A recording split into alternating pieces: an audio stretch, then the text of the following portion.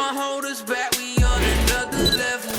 Yeah, it's that new age, ain't it something special?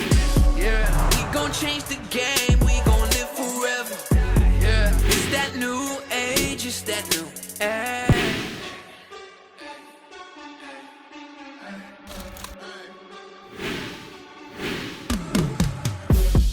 Fuck you, big boy with that big broom. Big boy, how I come through.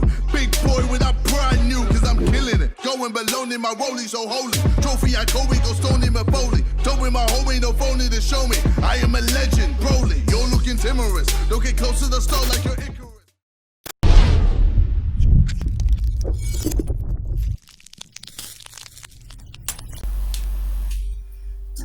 What is up, guys? Everybody here back with another video, and yeah, it's been what, 2-3 months. I am so sorry about that. I've not been the best person in uploading videos, but yeah, I'm back and I'm going to show you guys how to do that seamless gimbal transition you saw right in the intro.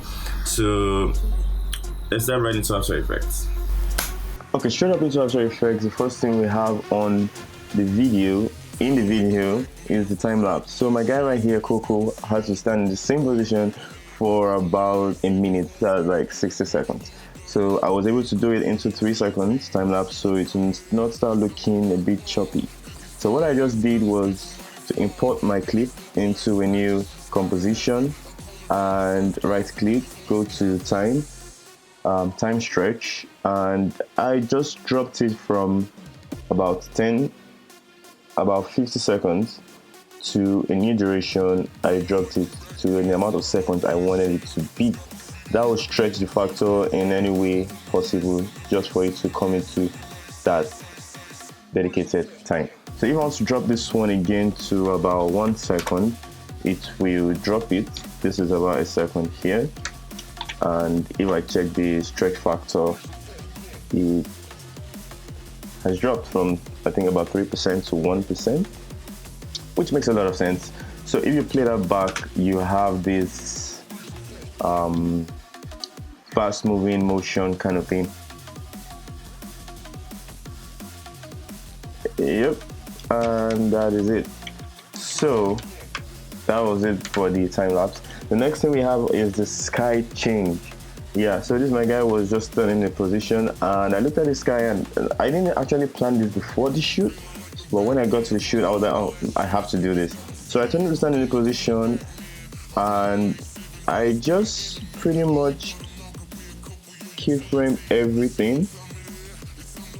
Yeah, so if you see here, the sky is quite plain, so that's what I needed to key it out. So what I did is I searched for luma key.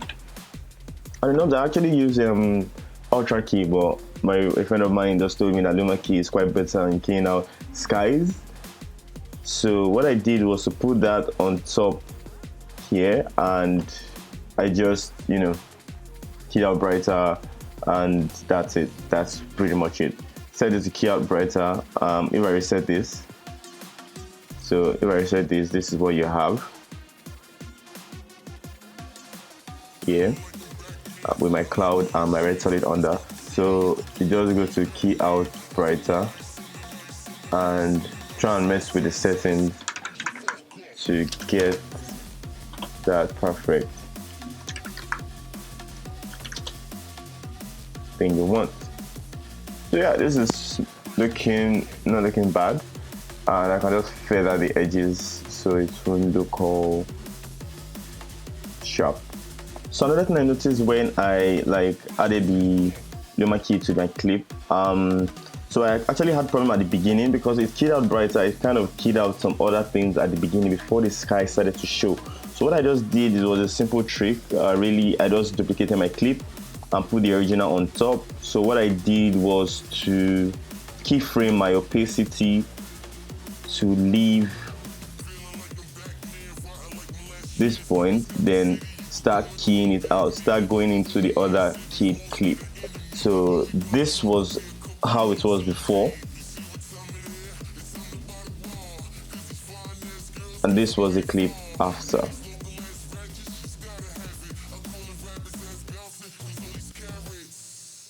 So yeah, so after the sky change, wait, one more thing on the sky change, there's something I did. It's really not necessary, but to give it this extra feel, this extra, you know, for you to go the extra mile to do something. Some people will not see it, but some people that will see it, they will appreciate it better. So what I did was to turn on motion blur channel for the two clips, for my two standing clips. And what I did was I came here and I 3D tracked the camera of the whole footage. And what I did was I create a new camera, a 3D camera, and I parented my cloud. This is my cloud. I parented it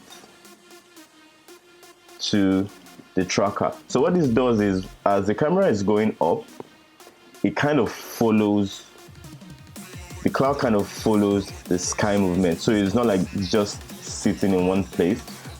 It's really not necessary, but I just did it as far. I don't have sense. So this was like the easiest part of this edit. So what I simply did was, this was the original clip. I just made sure my actor passed, you know, an object I can just easily, that has like two edges, not like rim running through a wall or something. This was a pole. You can do this for locations. Maybe he's running through a garden and then boom, is in front of, I don't know, Terminal Bridge or something like that. It's basically the same thing. Yeah, so what I simply did was to go at the end of my clip where he almost started, like where he got to the end at the beginning of that pole. So what I did was create a mask. I created a mask and I just masked around, you know, the pole. And what it would do is select, if I scale up a bit, scale out, you see what I did here.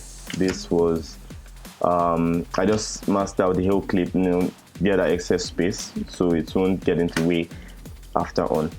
So this was basically like the easiest part of the edit. I think you guys should know how to mask, but if you don't, just grab your pen tool, hit G on your keyboard, and let me delete the mask here. So what you just do is mask a little bit around, you know, this bit. Your masking doesn't have to be perfect, but I'll just say, you know, keep it around between good and bad, you know. So you need to get that excess space. Yeah, so what that basically does is it takes this part of your clip and leaves it and cuts out the other part. So if you don't want to mask this way, you can actually like mask the other way around. But if you're doing that, you're going to have to invert your mask. This is what I mean. So when I grab my pen tool and I just, you know, mask around here, it will take this part. So what I just need to do is come to my mask. If you can't see your mask properties, come to your clip which you're masking, hit M twice, and you see your mask. And beside you see this your mode, add. You can put it on subtract. Now subtract will do basically the same thing, but inverted, you get. So you're going to have to mask inverted. So these are the three main effects I did inside of After Effects, but there was one more thing I did, and that was the exit scene where you have the text, you know, staying up, stay fresh. But there was something that you won't quite see if you don't look close enough. Okay, so guys, we're inside Premiere Pro. This is why I did the, you know, cut and join and the other easy stuffs. So I prefer to do my speed ramping. I would have done everything in After Effects, but I prefer to do my speed ramping inside Premiere Pro. I just feel it gives me more flexibility with the graph. So let's scrub through the timeline and I'll show you guys what I did step by step. So let's see what we have. Okay, so the first part here was basically just a bunch of text, you know, flying around the screen. I nested it, and what I should have done was change the blending mode to overlay. Like I saw in one of Daniel Schiffer's videos. I didn't quite, you know, come down to edit this. I did edit overnight, I think about 7 hours, both the effects and this cut and join. So putting them together with overlay gives it this, you know, kind of like blends in more with the shot. So if you notice here, as the beat drops, I kind of like, you know, scaled in to my song, my background track, and I noticed the peaks in the beat, and I kind of like put, you know, new things happening at the end and the start of a beat. So what I did was made by its net, and the eye opens, and boom. Now if you notice here, it kind of like zooms into the eye. Not only that, you start seeing it from here. Now what I simply did here was, this is a nested sequence, this is my eye zoom. So what I did was to get a part where I wanted to start zooming in, and what I did was to create a mask. If I turn this off, you can see I just created a mask around it, and feathered it up a little bit. And once you do that, anything you drop under, it's going to do this thing. And make sure your mask is uninverted, or else it will take the opposite. You know, I explained something similar to this in After Effects when I was doing the pass by mask. So make sure it's inverted. And what I did was I dropped the sky change clip beneath it. So as it's opening, it reveals the clip beneath. So just to like put a cherry on top, I added this adjustment layers, and what I did was to add a directional blur. I added a zooming transition. I got some zooming transitions. Can't remember where I got them from. But it's a travel zooming transition, nothing too, you know, too big. And I tried to mess with the graph a little bit. You know, I tried to give it this peak. And yeah, so as it enters, and what do we have here? I added directional blur, yes, like I said before. So it gives you this kind of like trippy kind of vibe. It just tries to mix everything together. Sorry about that. Okay, moving to this. This was a little trick I learned from Peter McConnell. I think a week before I did this edit, or the previous day. So I took this clip and I put it, and I was like, I don't think I have any use for this clip. And I remembered it, and what I did was, what he said was quite easy. Now, you shoot this moving backward or forward, and what you do in post is to like reverse that motion. So if you move backward like I did in this shot, all you have to do in post is go to the beginning of your clip, put a keyframe on your scale, and go to the end of the clip and put a keyframe at the end and scale it up to here. Mine was in 198, and it creates this kind of illusion because you're like, you move back and you're forcing it to go forward. So your subject remains in place while your background is, gives you this kind of trippy illusion vibe. So yeah, basically, so add all those steps and you get something like this.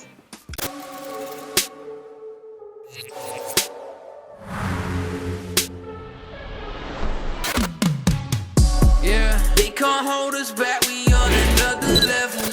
Yeah, it's that new age, ain't it something special? Yeah, we gon' change the game, we gon' live forever.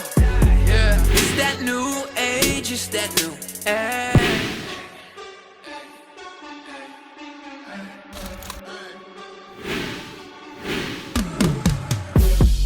Fuck you, big boy with that big broom. Big boy, how I come through.